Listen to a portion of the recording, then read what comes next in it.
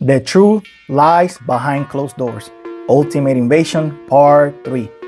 Howard goes home to bury his friend Obadiah, and Tony wants to know what happened.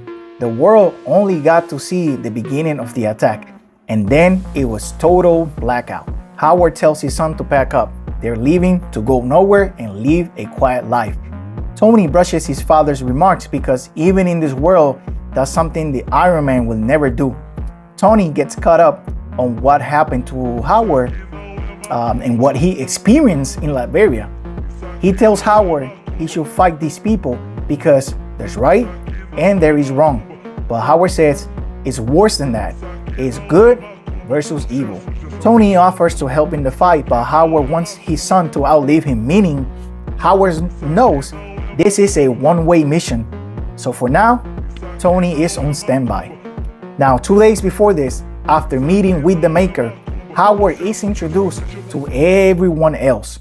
Emmanuel da Costa, the rulers of the Land of Fire, Yoshida, the Sun Emperor, who you know as Sunfire, Harada, the Silver Samurai, and Ophelia, but you know her as Viper.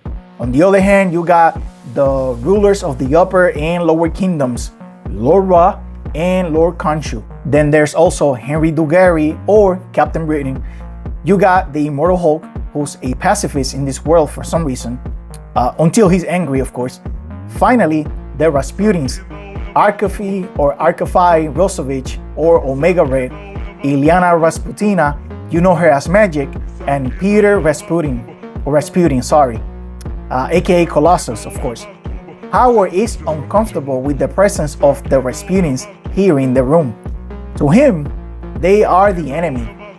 But here's where Howard learns what Obadiah tried to teach him before going to Liberia. Basically, how the world really works.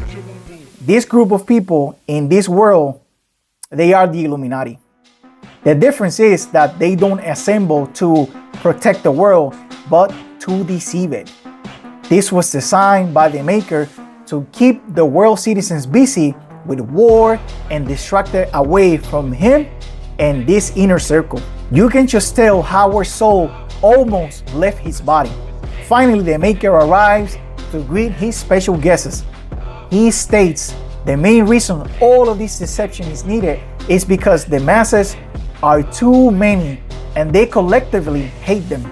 The giants, the powerful.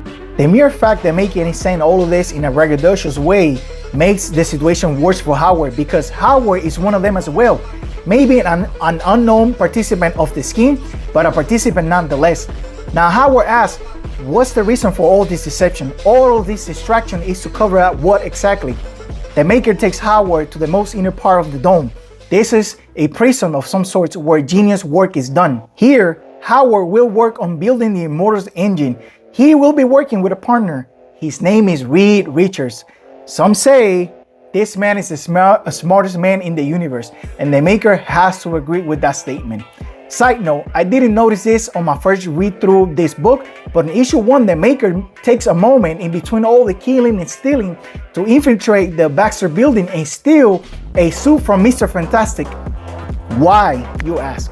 Well, because the Maker's hatred for 616 Reed Richards is so much, he kidnapped the Reed Richards for 6160 and forced him to work for him while wearing a Fantastic Four costume and a Doctor Doom mask. Finally, this issue concludes with a scene from the far future. The army that attacked the Maker in the present has replenished their numbers once again, waiting impatiently to attack once more. They are being rallied by a self-claimed enemy of the Maker. This is none other than Kang the Conqueror from 6160. There you have it.